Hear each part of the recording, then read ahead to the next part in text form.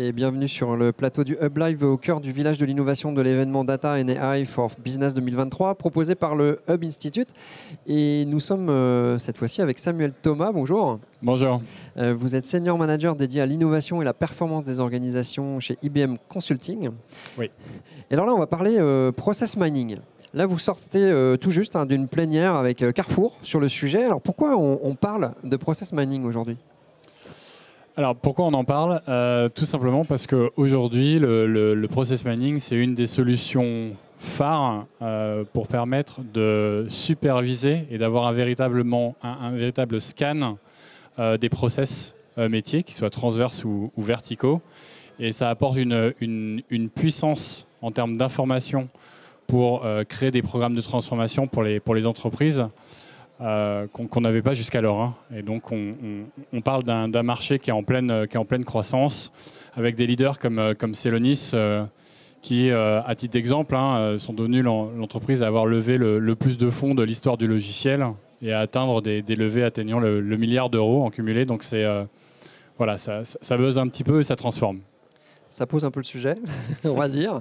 Et alors pourquoi... Alors là, dans la plénière, en l'occurrence, vous parliez plutôt de la fonction achat, finance, et l'impact en fait du process mining. Tout à fait, oui. Et là, on comprend bien. Alors, vous allez élargir à d'autres secteurs peut-être, mais et peut-être pas. On va voir la surprise. Mais pourquoi la data, justement, la donnée, est le nerf de la guerre pour ce type de solution ?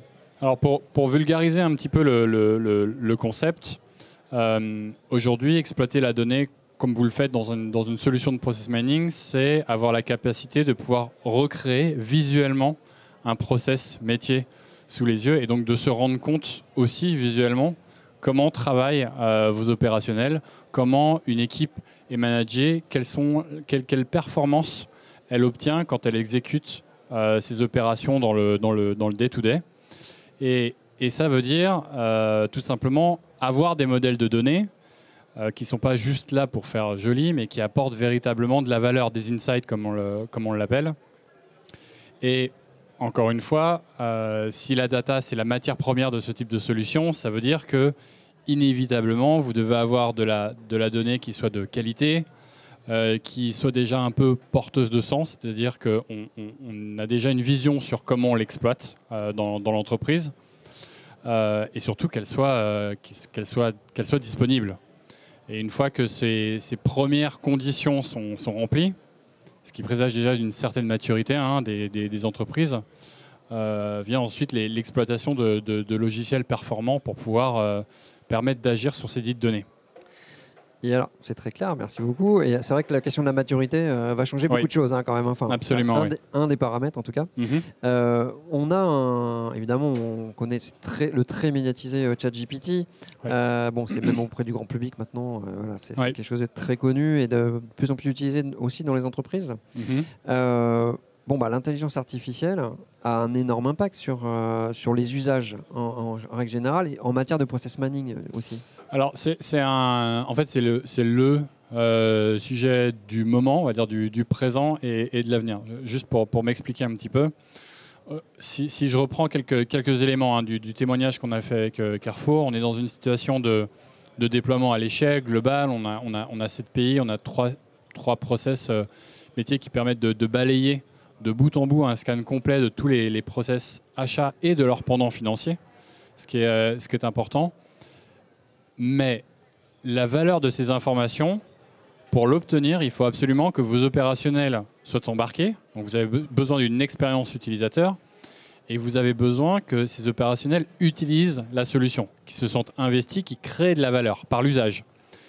Et des modèles d'intelligence artificielle avec cette accessibilité, cette capacité à comprendre, résumer, s'adapter à un métier. Parce qu'on a la notion de programmation littéraire type prompt engineering, comme on est en train de le voir fleurir un peu partout, est un accélérateur majeur sur tout simplement la capacité à pouvoir utiliser toute interface, quelle qu'elle soit. Donc forcément, il va y avoir un effet un peu de catalyseur que nous, on attend. Et si je prends l'exemple qu'on a avec Celonis, on est en train, nous, de travailler en interne à créer des assets pour pouvoir justement utiliser les API de ce type d'intelligence artificielle avec cette solution.